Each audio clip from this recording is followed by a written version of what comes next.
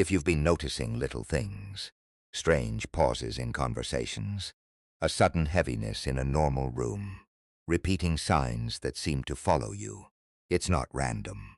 It's subtle, but it's real. Your awareness is sharpening, and life starts speaking in patterns instead of noise. Most people never catch these signals because they've been trained to look only at what's obvious. The words, the labels, the surface story. But when your perception shifts, you begin to notice what's underneath. The mood before anyone talks. The truth hidden inside a smile. The moment your body reacts before your mind can explain why. You start noticing when something is off, even if everyone insists it's fine.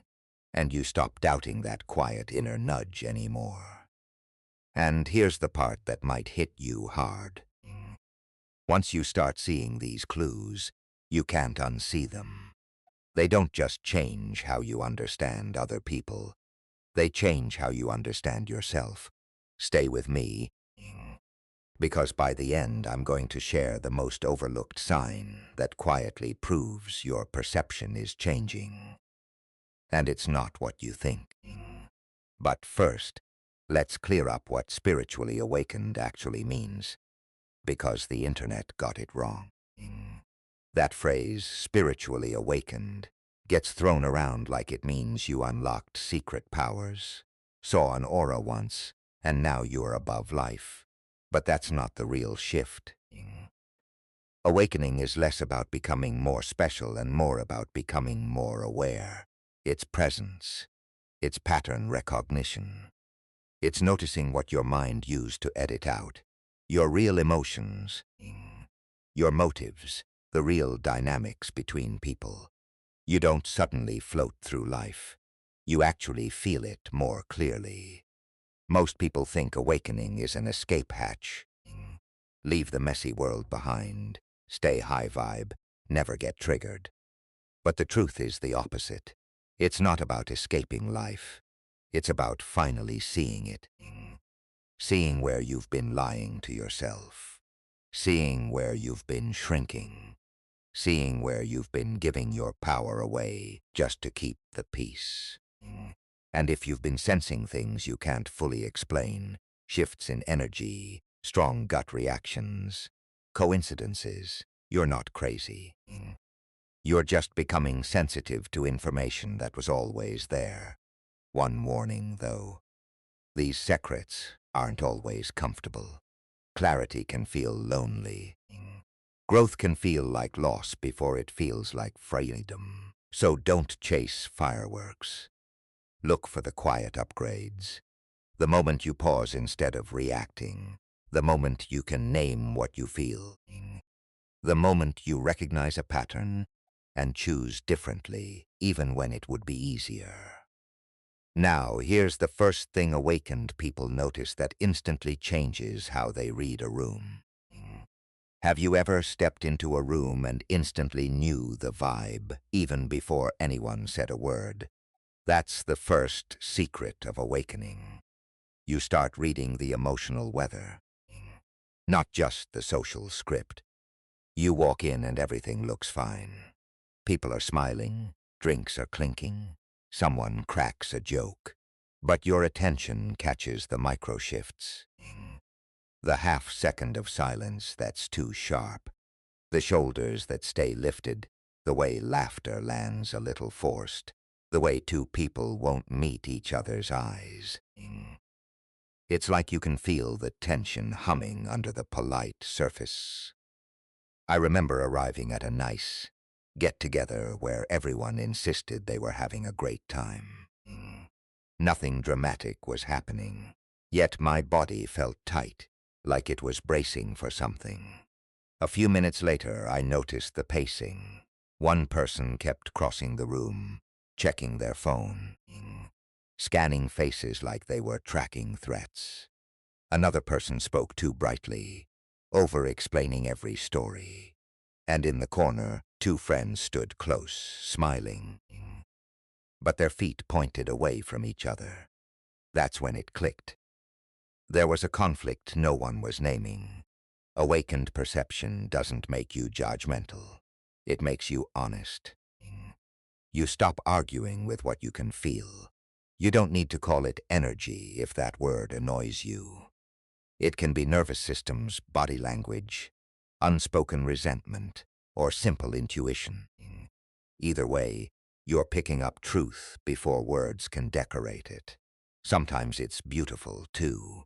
You can feel when someone is genuine, when a space is safe, when a conversation is about to open into real connection. And you learn to trust that first impression, then verify it with time, not paranoia. And once you notice the room's energy, you start noticing something even stranger.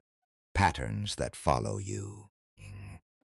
Synchronicities are one of those things you either laugh off or you can't ignore. You glance at the clock and it's 11:11.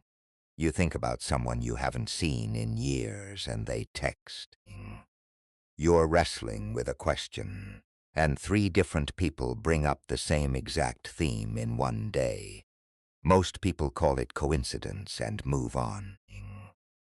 The awakened mind does something different. It asks, what is life reflecting back to me right now? Not because everything is supernatural, but because your attention is getting sharper. When you're asleep, you miss the pattern. When you are waking up, you notice the timing. Here's the key. Synchronicity isn't magic. It's meaning plus timing.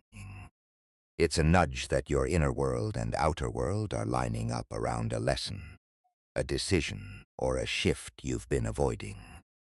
Sometimes it's repeating numbers. Sometimes it's the same phrase showing up in different conversations.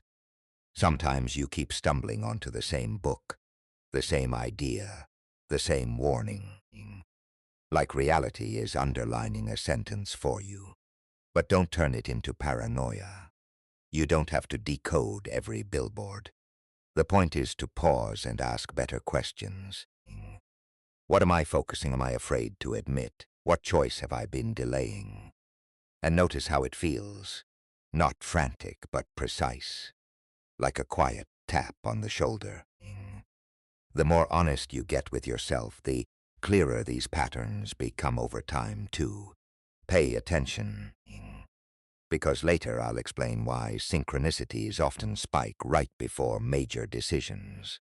Right when your old self and your next self are both fighting for the wheel. But the biggest shift happens when you stop only watching the outside world and start catching what people don't say. Most people listen to what someone says and stop there. But once your awareness sharpens, you start hearing what's underneath the words, the subtext. It's the difference between information and alignment. Someone tells you, I'm happy for you, but their tone is flat. Their smile doesn't reach their eyes. And the compliment lands like a warning.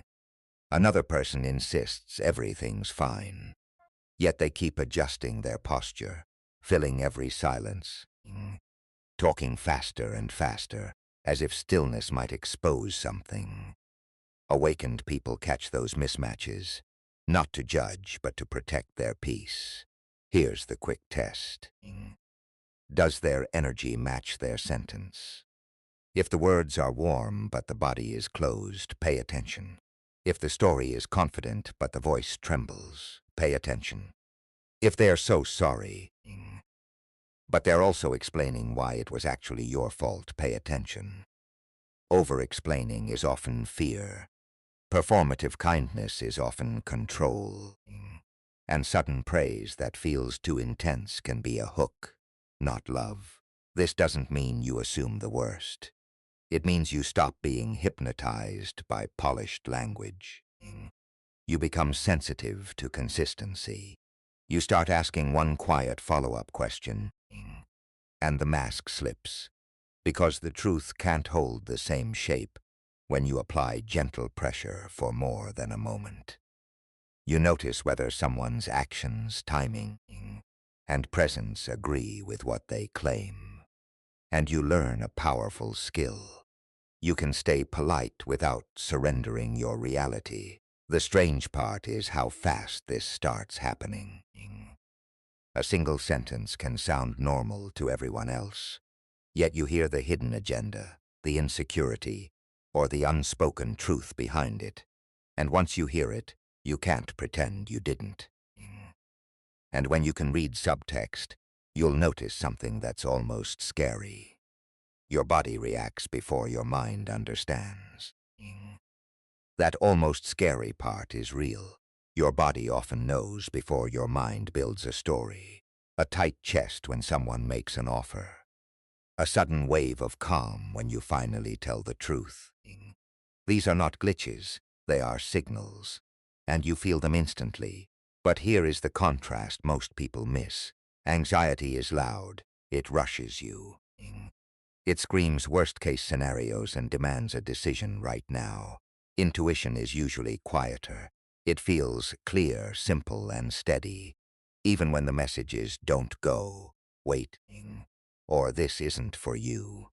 Think about the last time you agreed to something and regretted it. That regret did not appear later. It flashed as a sensation first. Your body whispered, and your mind talked over it.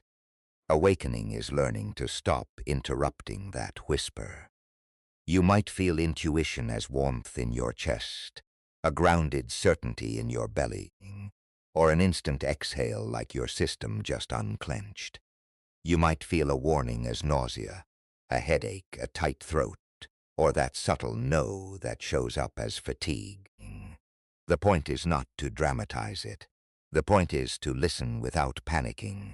Try this mini-method the next time you feel a signal. Pause, label, breathe, then choose. Pause for 10 seconds. Label what is happening. Tightness, buzzing, pressure, calm. Breathe slowly and let the sensation speak without forcing meaning. Then choose one small action that respects what you felt. Ask a question, take a break, delay the yes or leave.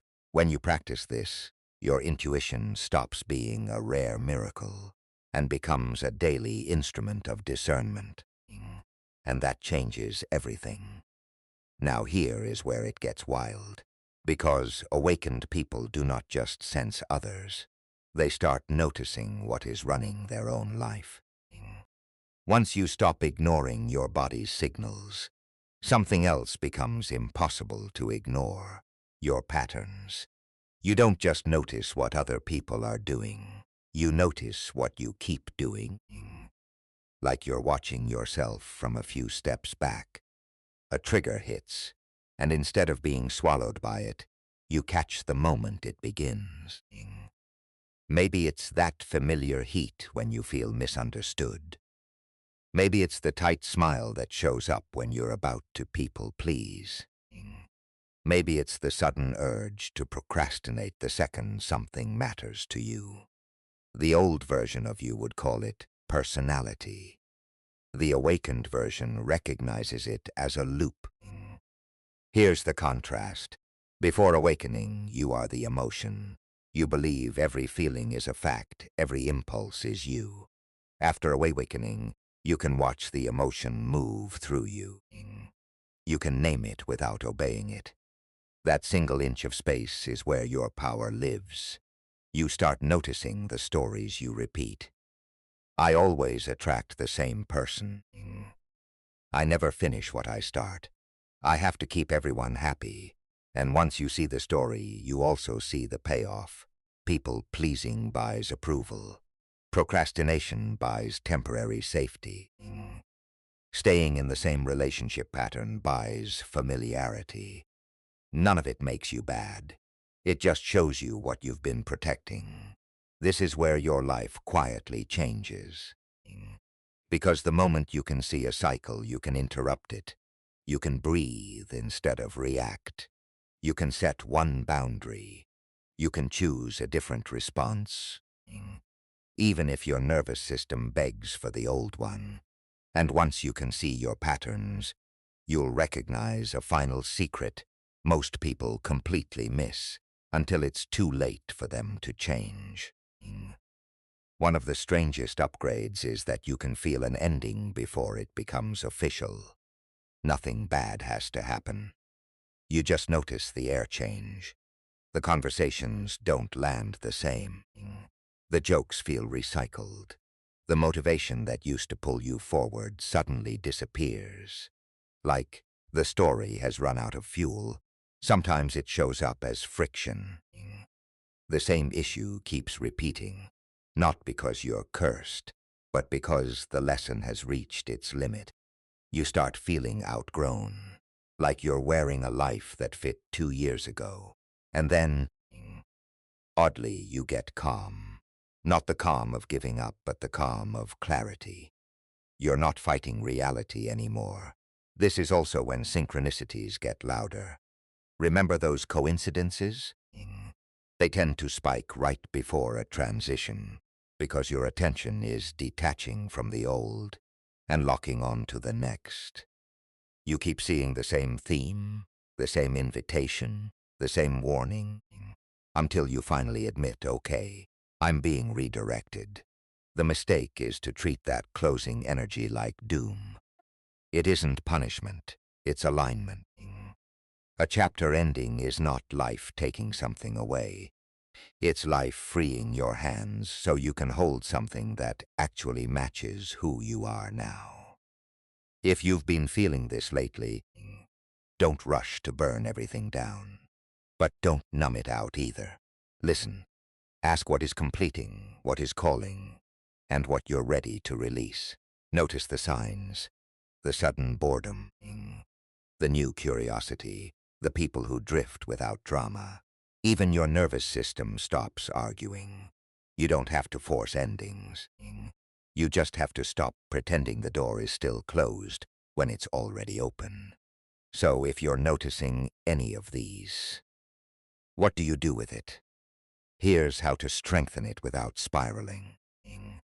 So what do you do when you start noticing all of this?